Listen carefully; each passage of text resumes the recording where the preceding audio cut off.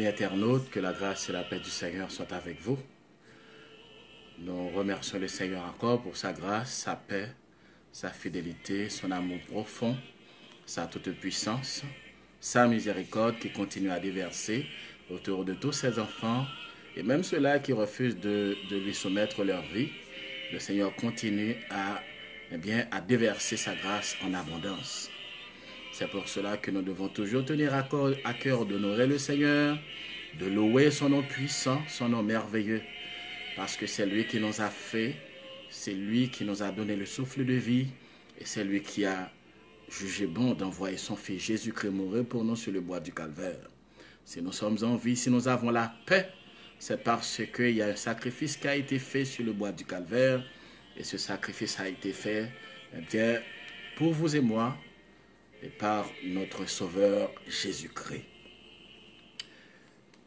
Nous avons à cœur de méditer durant quelques moments, quelques instants, sur la parole du Seigneur. Car la parole de Dieu est notre force, est notre source de joie, est notre source de paix. Si tu as besoin de la paix, de la vraie paix, si tu as besoin de la joie, de la vraie joie, si tu as besoin de vivre en paix, de connaître le bonheur ici-bas, ne serait-ce qu'un vestige, mais quand même, le vrai bonheur ne se trouve que dans la présence du Seigneur. Prions le Seigneur.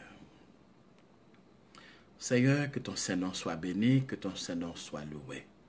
Nous t'adorons, nous te donnons gloire, car toi seul en as le mérite. Merci pour tout ce que tu as fait, pour tout ce que tu as l'intention de faire. Merci du fait que tu prends soin de ton peuple. Oui, partout dans le monde, il y a des mesures de confinement, de déconfinement, et tout malgré tout cela, tu es toujours là, Seigneur. Par ta présence, tu manifestes un bouclier protecteur autour de ton peuple, autour de tes enfants, là où ils se trouvent, Seigneur. Père, ce matin, donne-nous la grâce, oh Dieu, de retrouver ce que tu avais programmé pour nous, oh Dieu, dans ta parole, car ta parole est la vérité. C'est elle qui a la vertu, oh Dieu, de nous transformer, de nous guérir, de nous régénérer, de nous accorder la force, la joie, la paix, la victoire sur toutes les flèches allumées de l'ennemi. Seigneur, les bénir tes serviteurs, ceux-là qui nous écoutent où qu'ils se trouvent, nos amis internautes, Seigneur, d'aller les visiter. Ils ont besoin de la paix, de la joie, de la sainteté, du réconfort. Oh Dieu, ils sont nombreux, ceux-là qui sont abandonnés. Ils ont peur pour leur vie, ils ont peur pour leur avenir. Et donne-leur la grâce, oh Dieu, de ne jamais oublier que tu es le Dieu qui a fait des provisions et que continue à faire des provisions pour tes enfants. Car comme tu nous l'as déjà dit, tu connais les projets que tu as formés sur nous, projets de paix et non de malheur, afin de nous donner un avenir, oui, et de l'espérance. Donc notre avenir, oh Dieu, dépend de notre obéissance à ton amour. Préserve-nous, oh Dieu, des attaques de l'ennemi. Au nom de Jésus-Christ, ton Fils, nous te prions. Amen.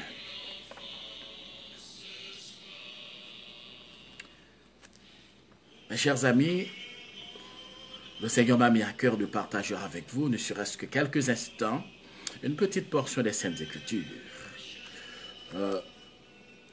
Acte chapitre 4, le verset 12, c'est ce que je lirai avec vous. Il y a aussi Ésaïe chapitre 61, du verset 1er au verset 3e. L'épître de Paul aux Romains, chapitre 1er, le verset 16. Et à tous et à toutes, je souhaite déjà bon dimanche dans le Seigneur. Bon dimanche dans le Seigneur. Ingénieur Hobson, et les amis, Sœur le dit, bon dimanche dans le Seigneur. Il n'y a de salut que dans le nom de Jésus-Christ. Laisse-moi lire avec vous ce verset, le chapitre 4e du livre des Actes des Apôtres au chapitre 12e. Il n'y a de salut en aucun autre, car il n'y a sous le ciel aucun autre nom qui a été donné parmi les hommes par lequel nous devions être sauvés. Il n'y a de salut que dans le nom de Jésus-Christ. Peut-être on dirait que cette partie de cette écriture concerne surtout ceux-là qui n'ont pas encore fait la paix avec le Seigneur. C'est vrai. Mais en réalité, cette partie de cette écriture concerne tout le monde. Ceux-là qui n'ont pas encore fait la paix avec le Seigneur doivent sentir la nécessité de soumettre leur vie, de remettre leur vie au contrôle du Seigneur Jésus-Christ. Et ceux-là aussi qui ont déjà fait la paix avec le Seigneur doivent se sentir confortables. Doivent se sentir confortables du fait qu'ils avaient pris un jour cette décision. Cette décision qui a changé leur vie. Oui, tu ne peux pas dire que depuis le jour où tu avais accepté le Seigneur Jésus-Christ, tu ne peux pas dire que tu as regretté ne serait-ce qu'un seul instant.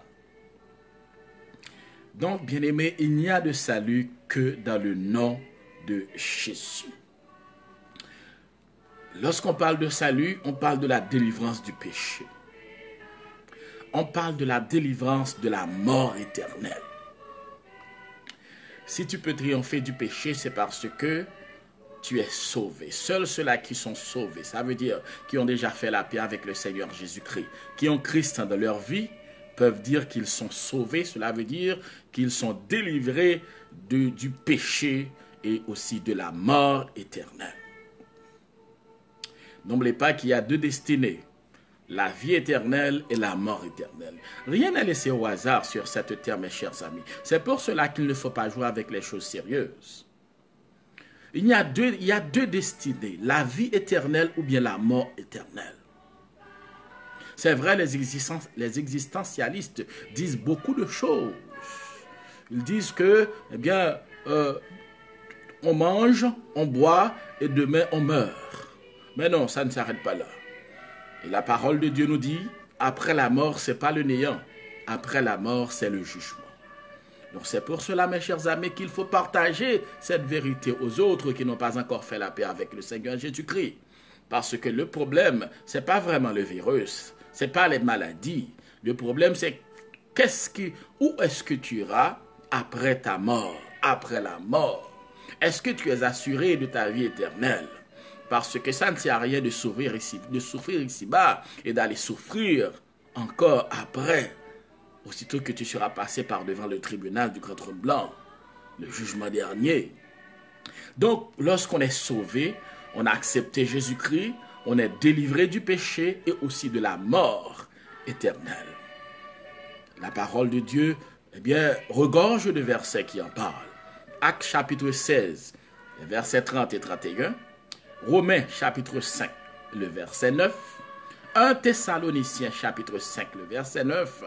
Et l'évangile selon Jean chapitre 3, les versets 16 et 17.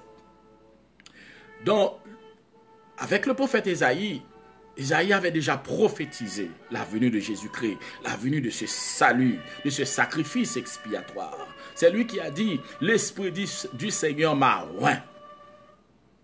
Donc, l'onction du Saint-Esprit, la puissance du Saint-Esprit ne sont que l'apanage de ceux-là qui ont reçu Jésus-Christ dans leur vie.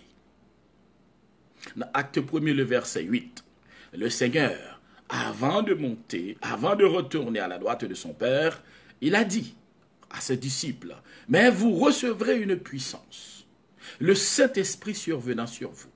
Et vous serez mes témoins à Jérusalem, dans toute la Judée, dans la Samarie et jusqu'aux extrémités de la terre. » Le salut veut dire qu'on est délivré du péché. Le salut veut dire qu'on est délivré de la mort éternelle. Le salut veut dire qu'on a reçu l'onction du Saint-Esprit. Le salut veut dire qu'on est revêtu de la puissance du Saint-Esprit. On ne peut pas être sauvé sans avoir reçu le Saint-Esprit. Et c'est pour cela que j'exhorte toujours, mes amis, mes frères et sœurs, à consulter leur vie. Pourquoi? C'est parce que c'est avec seul le Saint-Esprit pourra t'aider à prendre le vol lors de l'enlèvement de l'Église. Parce que si tu n'as pas le salut en Jésus-Christ, si tu n'as pas reçu la puissance du Saint-Esprit, il y a de gros problèmes. on ne peut pas être sauvé sans avoir reçu le Saint-Esprit. N'oublie pas que dans les études, dans les enseignements que nous avions déjà faits, c'est démontré que la puissance, le Saint-Esprit n'est autre que les cadeaux que le Seigneur a donnés à son Église. L'Église de Jésus-Christ n'est autre que la fiancée de Jésus-Christ. Donc, dès le retour du Seigneur, dès son retour secret, connu sous le nom de l'enlèvement de l'Église, eh bien, la fiancée partira avec son cadeau. Donc, le cadeau n'est autre que le Saint-Esprit. Tu dois avoir le Saint-Esprit. Tu dois avoir le Saint-Esprit. Tu dois être revêtu du Saint-Esprit. Je comprends qu'on fait tout ce qu'on peut afin de payer les billes. On fait tout ce qu'on peut pour trouver du travail, pour apprendre, pour décrocher des diplômes, pour être reconnu. Eh bien, on se dit, on fait tout ce qu'il y a. On fait des efforts parfois colossaux afin de pouvoir accumuler assez d'argent pour prendre soin de sa famille. C'est normal. Mais n'oublie jamais que si tu n'es pas revêtu du Saint-Esprit, tu ne pourras pas participer à cet enlèvement de l'Église. Pourquoi? C'est parce que le Saint-Esprit est le cadeau que le fiancé Jésus-Christ a donné à sa fiancée, qu'est son Église. Beaucoup sont appelés, mais peu d'élus. N'oubliez pas, mes chers amis, qu'il y a deux routes. Il y a la route large, il y a la route étroite. Ceux-là qui ont reçu le Saint-Esprit se dirigent sur la route, sur le chemin étroit. Ils sont nombreux, ceux-là qui vont d'habitude à l'église. Ils sont nombreux. Les dimanches, on ne peut pas compter le nombre de personnes qui fréquentent des lieux ecclésiastiques. Les congrégations sont bondées de gens. Mais combien sont-ils, ceux-là, qui partiront aussitôt que le son de la trompette aura retenti? Mais toi, fais très attention. Le salut veut dire que tu es délivré du péché. Le salut veut dire aussi que tu es délivré de la mort éternelle. Le salut veut dire que tu as reçu l'onction du Saint-Esprit. Le salut veut dire aussi que tu es revêtu du Saint-Esprit. Donc quelqu'un qui n'est pas revêtu du Saint-Esprit, il y a de gros problèmes. Car si tu n'es pas revêtu du Saint-Esprit, si tu n'as pas le Saint-Esprit dans ta vie, cela veut dire aussi que ton nom n'est pas inscrit dans le livre de vie.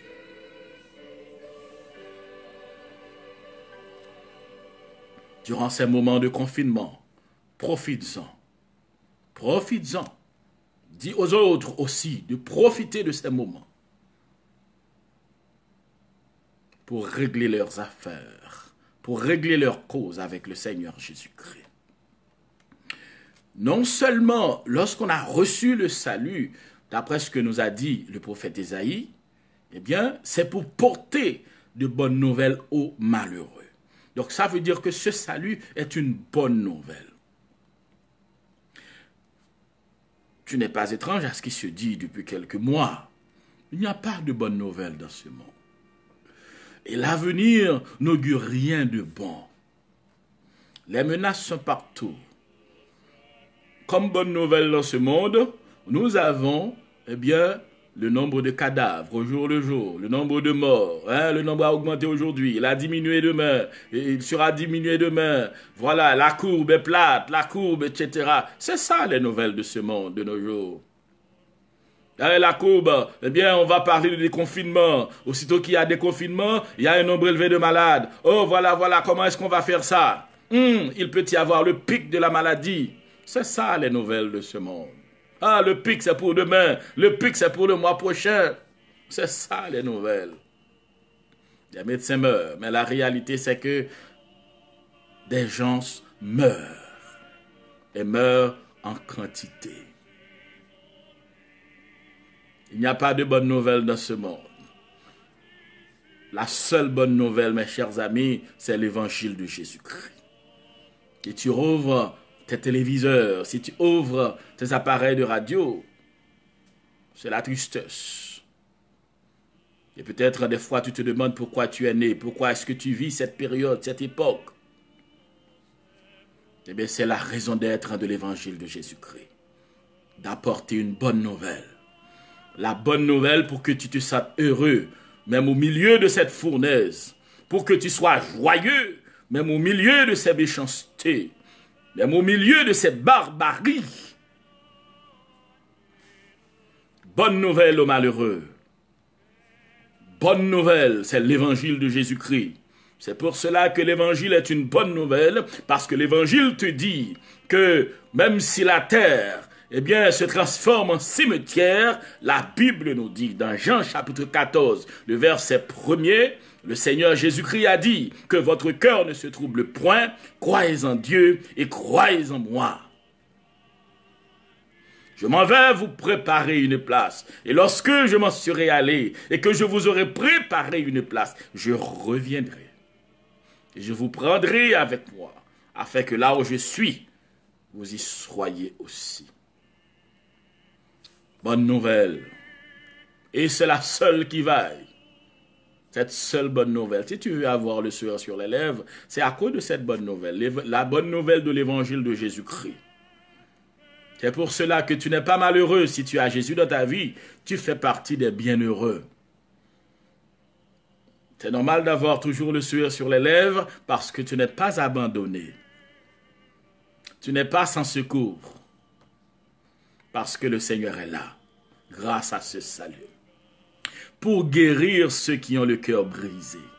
C'est ça l'évangile. C'est ça le salut que nous avons en Jésus-Christ. Pour guérir ceux qui ont le cœur brisé. Brisés, mes chers amis, ils sont nombreux ceux-là qui ont le cœur brisé par le découragement. Brisés par les déceptions de la vie. Les revers. Les revers. Il y a des gens qui ont perdu des êtres chers, bien-aimés. Il y a des personnes, il y a des orphelins. Le nombre des orphelins sont en augmentation. Il y aura beaucoup de veufs, beaucoup de veuves. Suite à cette pandémie, bien pandémie, eh bien, là, il y a des gens qui ont le cœur brisé par la solitude, par la trahison d'un être cher. Il y a des gens qui ont le cœur brisé par la haine. Et ça se traduit par le suicide des fois. Beaucoup de personnes se sont donné la mort, mes chers amis. Non seulement ce suicide, d'ailleurs je vais tomber sur un rapport qui a, dans lequel tu vois inscrit le nombre de suicides qui est en pleine augmentation. Parce que les gens ont le cœur brisé. Ils ont perdu leur boulot. Ils ne savent que faire. Ils ne peuvent pas supporter le confinement. Parce que si tu n'as pas Jésus, tu ne peux pas supporter. Parce que Jésus, qu'est-ce qu'il fait? Pour Jésus, il n'a pas de confinement. Il y a la consécration de son peuple, la consécration de ses enfants, la consécration de ses serviteurs. Pour le monde, il y a confinement. Mais pour les serviteurs de Dieu, le Seigneur permet ça parce qu'il veut avoir un tête-à-tête avec ses enfants. Pour les remplir de sa puissance. Pour les guérir, pour les transformer. Mais si tu n'as pas Jésus dans ta vie, tu vas avoir le cœur brisé. Et cette bonne nouvelle apporte la guérison à ces cœurs brisés. Il pardonne leurs péchés. Cette bonne nouvelle pardonne leurs péchés. Leur apprend à aimer sincèrement. Pour aimer sincèrement, tu dois avoir le Seigneur Jésus-Christ dans ta vie. Le Seigneur t'apporte la guérison physique, la guérison spirituelle, la guérison économique. Tu n'es pas sans savoir qu'il y a beaucoup d'actes de guérison qui sont opérés, même dans cette pandémie, par le Seigneur Jésus-Christ. Il y en a qui sont guéris parce que le Seigneur Jésus-Christ est intervenu et les a guéris. Il y a déjà de nombreux témoignages, des gens qui ont vu le Seigneur intervenir dans leurs cellules, intervenir dans leurs chambres, leur imposer la main pour les guérir. Tout cela fait partie du salut que tu as en Jésus-Christ. Ce salut également, bien-aimé, pour proclamer aux captifs la délivrance, ceux-là qui se sentent emprisonnés. Il y a des gens, bien-aimés, qui sont incarcérés dans le mal, dans une mauvaise habitude, qui sont incarcérés dans le mensonge. Il y a des gens qui ne peuvent pas vivre sans mentir. il y a des gens bien-aimés qui mentent comme ils respirent. Ils ont la Bible en main. Ils prêchent la parole. Il y a des gens qui sont même à l'église, mes chers amis, qui ne peuvent pas jusqu'à présent se débarrasser du démon du mensonge. N'oublie pas que le démon du mensonge est très puissant parce que la parole de Dieu nous dit que le roi du mensonge n'est autre que le diable. Le Seigneur te donne le salut pour te débarrasser, pour te libérer de ces mauvais désirs, pour te libérer. C'est pour cela que j'aime le chant qui dit, si tu veux du péché, tu veux eh bien triompher du péché, la force est dans le sang de Jésus-Christ. Donc, le Seigneur Jésus-Christ a donné sa vie, t'a donné ce salut pour te donner la force de triompher. Oui, de triompher, pour te libérer. Et c'est là que tu vas trouver la vraie liberté. Tout le monde est à la recherche, bien-aimé, est à la recherche de la vérité, de la liberté. Laissez-moi te rappeler, la liberté n'existe nulle part ailleurs que dans le nom de Jésus-Christ. Si tu n'as pas Jésus, tu n'es pas libre. Regarde le monde. Le monde n'est pas libre. Le monde, à plusieurs égards, le monde n'est pas libre. Le monde n'est pas libre. Je t'encourage à aller creuser ce que je viens de dire. Le monde n'est pas libre. La Bible nous dit que le monde gît au pouvoir du malin. Le monde n'est pas libre. On décide combien de personnes qui doivent vivre sur cette terre, n'est-ce pas? Il y a des gens qui décident combien de personnes eh bien, qui doivent vivre dans tel pays. Il y a des gens qui décident combien doivent rester en vie, combien doivent mourir. Tu n'es pas libre sur cette terre. Mais si tu as besoin de la liberté et de la vraie liberté, eh bien, elle ne se trouve que dans le sang de Jésus-Christ. Si tu as le salut, si tu es sauvé, si tu as reçu Jésus-Christ dans ta vie, eh bien, tu es libre. Qu'est-ce que cela veut dire? Personne ne peut t'ôter la vie si le Seigneur ne l'autorise pas. Parce que la parole de Dieu déclare, même les cheveux des serviteurs de Dieu sont comptés. Les cheveux des enfants du Seigneur sont comptés. Épidémie, pandémie, en fait, quelle que soit la maladie, fléau, désastre, les enfants du Seigneur sont protégés par sa toute-puissance. Parce que dans la parole de Dieu nous dit que le Seigneur constitue autour de nous un mur, un bouclier protecteur.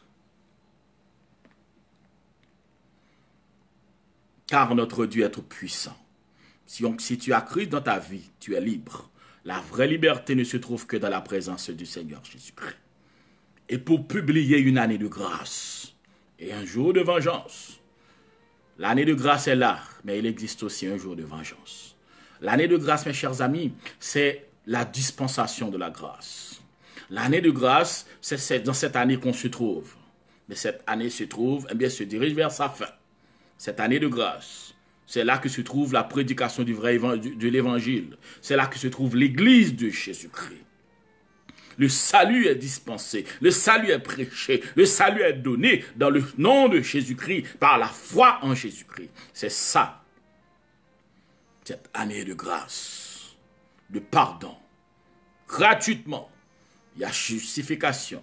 Si tu acceptes Jésus dans ta vie, tu as la justification, la sanctification, la nouvelle naissance et tu es revêtu du Saint-Esprit. N'oublie pas ce que j'ai dit. Sans le Saint-Esprit, tu ne fais pas partie de l'église de Jésus-Christ. C'est pour cela qu'il faut prendre ça très, très, très au sérieux.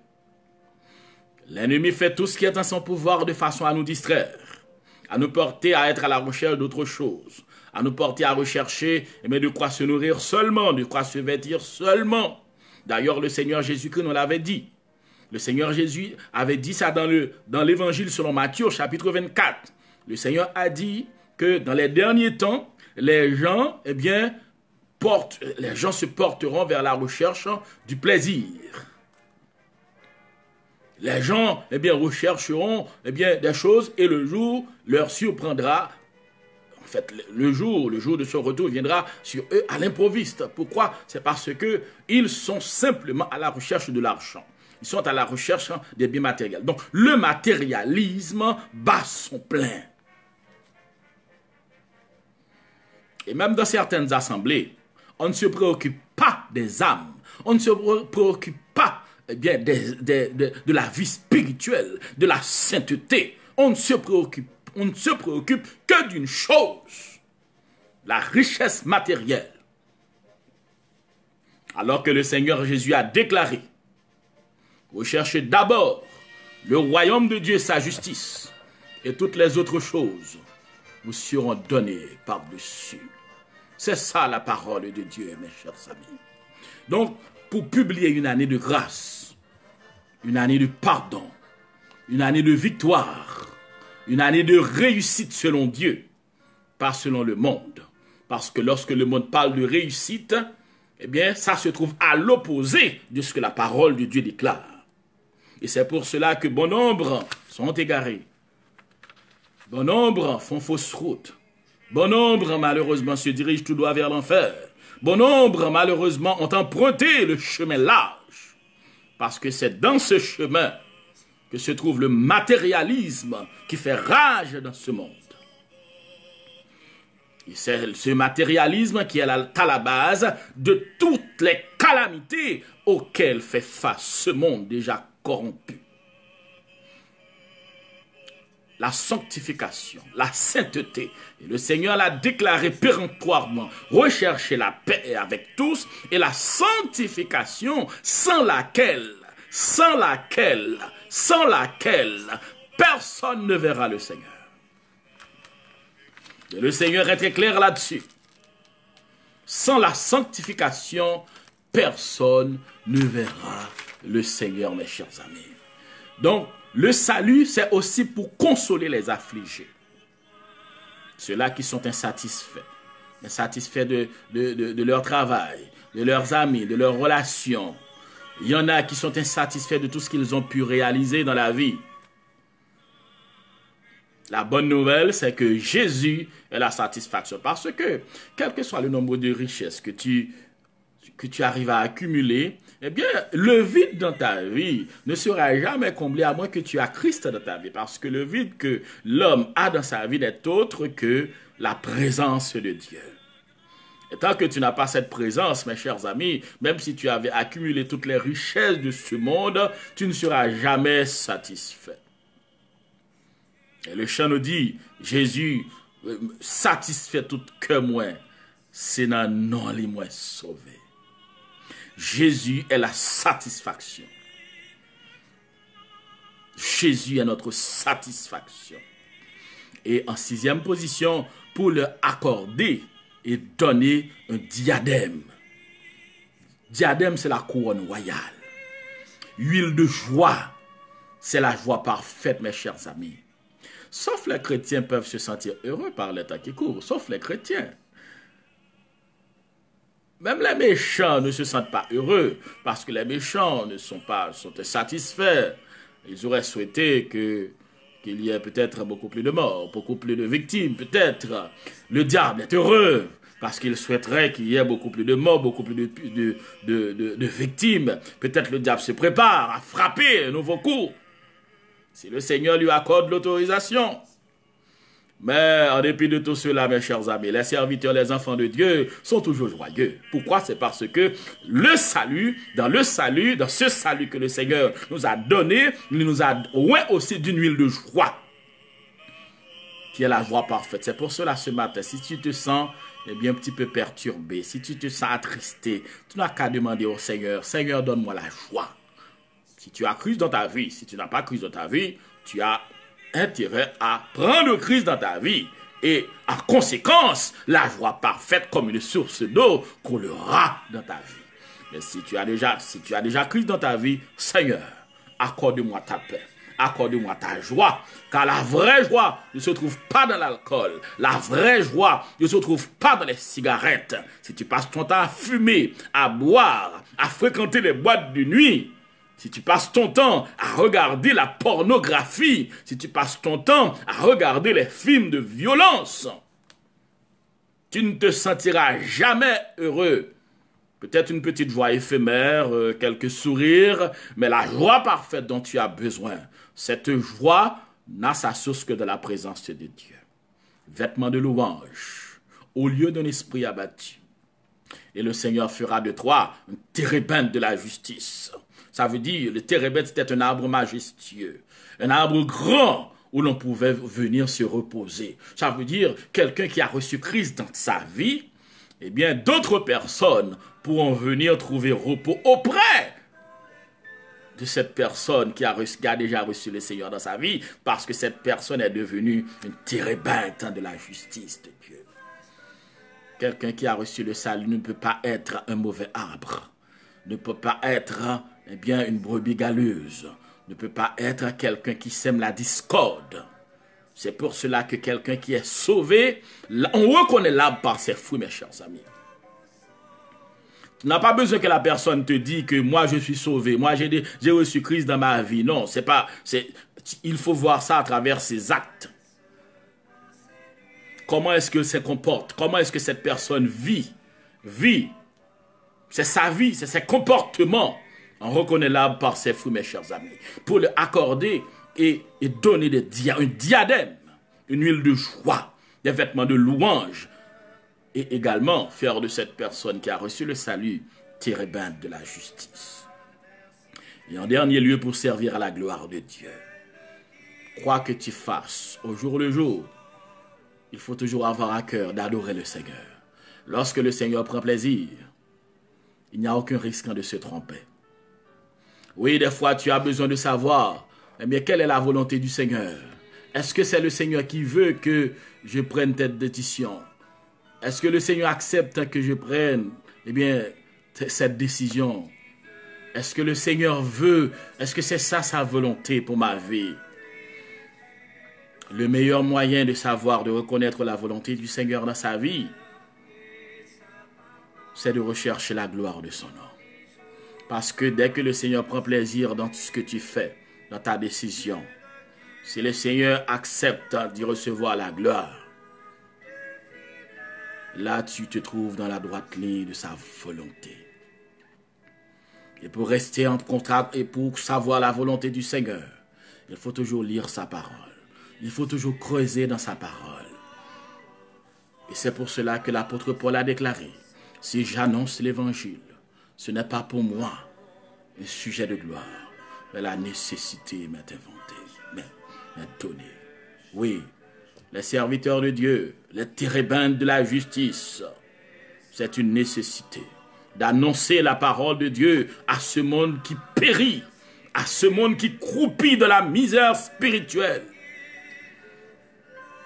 Parce qu'après Covid, s'il y aura après Covid, ou bien pendant Covid, les cas de suicide, de meurtre sont en augmentation.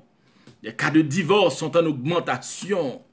Les cas de personnes qui seront sans emploi seront en augmentation, mes chers amis. Le monde deviendra pire. Et c'est pour cela que les térébinthes de la justice doivent se tenir prêts, étant revêtus du Saint-Esprit. Étant revêtus du Saint-Esprit. Si le Seigneur tarde à venir, pour représenter le Seigneur valablement devant ce monde qui croupit dans la misère, le monde aura besoin d'entendre la parole de Dieu pour leur faire comprendre que le Seigneur a raison de dire, n'aimez point le monde ni les choses qui sont dans le monde. Si quelqu'un aime le monde, l'amour du Père n'est point en lui. Car le monde, c'est le mensonge. Le monde, c'est la peur. Le monde, c'est des massacres. Le monde, c'est des assassinats. Le monde, c'est la cupidité. Le monde, c'est la destruction. C'est des catastrophes. Le monde. Et c'est pour cela que le Seigneur nous a dit, n'aimez point le monde, ni les choses qui sont dans le monde. Donc on comprend pourquoi l'apôtre Paul avait déclaré que l'évangile est la puissance de Dieu. Dans Romains chapitre 1er, le verset 16, l'évangile est la puissance de Dieu pour le salut de quiconque croit. Et au soir de sa vie, l'apôtre s'est écrié pour dire, mais qui nous séparera de l'amour de Christ? Qui nous séparera de l'amour de Dieu? Oui, car l'évangile est la seule arche du salut pour ce monde. Qui doit nous séparer? Tu peux dire cette parole avec l'apôtre Paul. Qui me séparera de l'amour de Christ? La pandémie? Le confinement? Mais non. Les richesses de ce monde pourri? Mais non. Ces catastrophes? Mais non. Et tu pourras dire, à la manière de Paul, je ne fais aucun cas de ma vie comme si elle m'était précieuse, pourvu que j'accomplisse ma course avec joie. Acte chapitre 20, de verset 24. Lorsque Paul regarde la vie, lorsque l'apôtre Paul considère l'existence, eh bien l'apôtre a conclu pour dire, je ne fais aucun cas de ma vie comme si elle m'était précieuse pourvu que j'accomplisse ma course avec joie. L'essentiel, c'est l'évangile. L'essentiel, c'est de travailler pour Dieu. L'essentiel, c'est de faire confiance à Dieu. L'essentiel, c'est de laisser le Seigneur diriger sa vie. L'essentiel, c'est de vivre pour Dieu. Salomon avait terminé son livre, le livre de l'Ecclésiaste, avec des propos semblables. Crains Dieu et observe ses commandements. C'est là ce que doit tout homme. Le grand philosophe Salomon a regardé, a observé, a considéré la vie, l'existence de tous ses compartiments. Et il a pu conclure pour dire, l'essentiel dans la vie, c'est de craindre Dieu et d'observer ses commandements. Et l'apôtre Paul aussi, celui qui a été élevé au pied de Gamaliel, au soir de sa vie, il a compris que l'essentiel de la vie, c'est de travailler pour Dieu, de faire confiance à Dieu. Et c'est ça l'essentiel de la vie. Il ne laisse personne, oui, ne laisse pas ce monde te ravir cette grâce, te ravir cette opportunité. Prions le Seigneur. Merci Seigneur pour ta grâce, ta bonté, ta fidélité. Merci pour ta paix. Merci pour cet évangile, Seigneur. Ceux-là qui sont sauvés, ils sont nombreux, Seigneur. Ceux-là qui peuvent témoigner de la grandeur, de la profondeur de cet évangile. Dont l'apôtre Paul a dit, c'est la puissance de Dieu pour le salut de quiconque croit. Merci pour ce salut qui nous est parvenu. Merci pour ce salut qui nous est donné, ô Dieu. Oui, des torrents sont déjà écoulés, sont déjà passés. Mais la dispensation de la grâce demeure encore. Merci pour ce salut qui nous a donné la paix, qui nous donne la joie, qui nous donne, oh Dieu, c'est un package, qui nous aide à reconnaître ce qui est essentiel dans la vie. Merci Seigneur. Et merci pour tes serviteurs, nos amis internautes qu'ils se trouvent en ce moment. De les bénir, de les transformer, de les visiter, Seigneur. Ceux-là qui ont déjà fait la paix avec le Seigneur Jésus-Christ, donne-leur la grâce, au Dieu, de continuer à mener le bon combat, de rester attachés à toi, au Dieu, de rester attachés à cette vérité, de rester attachés à cette liberté, au Dieu. Que l'ennemi tremble, que l'ennemi tonne, que l'ennemi s'enrage. Donne-leur la grâce, la force de rester attachés à cette vérité, à cette liberté qu'ils ont en toi, ô Dieu. Et ceux-là qui n'ont pas encore expérimenté ta douceur, ton amour, ta miséricorde, donne-leur, ô Dieu, de se laisser transformer par toi. Oui, Seigneur, car c'est en toi que se trouve la vie, la vraie vie, la joie, la vraie joie, la paix, la vraie paix, Seigneur. Ceux-là, ô Dieu, qui sont peut-être en passe d'aller se donner la mort, nous te supplions d'aller les visiter. Il y en a qui font face à des situations très difficiles, ô Dieu, qui ne peuvent supporter ce moment. Il y en a, ô Dieu, Seigneur, qui s'apprêtent à aller commettre des crimes, des meurtres. Puisses-tu les visiter. Il y a aussi des chrétiens qui sont peut-être découragés, ô Dieu. Des chrétiens peut-être qui n'avaient pas fait assez de provisions. Donne-leur la grâce, Seigneur, de te rencontrer dans leur chambre, de te le rencontrer, oh Dieu. Car tu as de l'huile à profusion, l'huile du Saint-Esprit, le symbole du Saint-Esprit à profusion pour la lampe de nos corps. Seigneur, de faire au-delà de nos pensées, donne à tes serviteurs de passer une agréable dimanche. Oh Dieu, dans l'intimité de ta parole, dans l'intimité de ton amour, de ta grâce. Encore, nous te disons merci pour cet évangile que nous n'aurions jamais pu acheter, Seigneur, parce que ce serait très, très, très cher. Mais le Seigneur Jésus-Christ a payé le prix fort. Il a versé son sang, sans tache. Il a versé son sang pour que nous puissions, oh Dieu, comme des oliviers sauvages, être greffés. Oh Dieu, merci pour ce salut. Au nom de Jésus-Christ, nous te prions. Amen.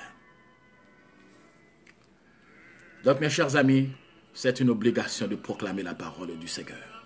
N'oublie pas, dans 1 Corinthiens chapitre 9, le verset 16, l'apôtre Paul a déclaré, si j'annonce l'évangile, ce n'est pas un sujet de gloire, mais la nécessité est imposée. Toi qui as déjà reçu le Seigneur Jésus-Christ, c'est une nécessité pour toi, en tant que térébène de la justice, d'annoncer l'évangile, de prêcher l'évangile, de proclamer l'évangile. Parce que tout s'écroule autour de nous. L'effondrement est palpable, l'effondrement est tangible. Et c'est pour cela que le Seigneur avait déclaré à son serviteur, le prophète Ézéchiel, pour lui dire, si la sentinelle voit venir le malheur,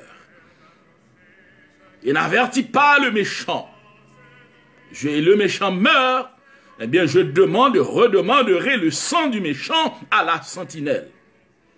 Mais si la sentinelle qui voit venir le malheur avertit le méchant, et malgré tout ça, le méchant meurt, eh bien la sentinelle, je ne redemanderai pas le sang du méchant à la sentinelle, parce qu'il aurait fait un bon travail.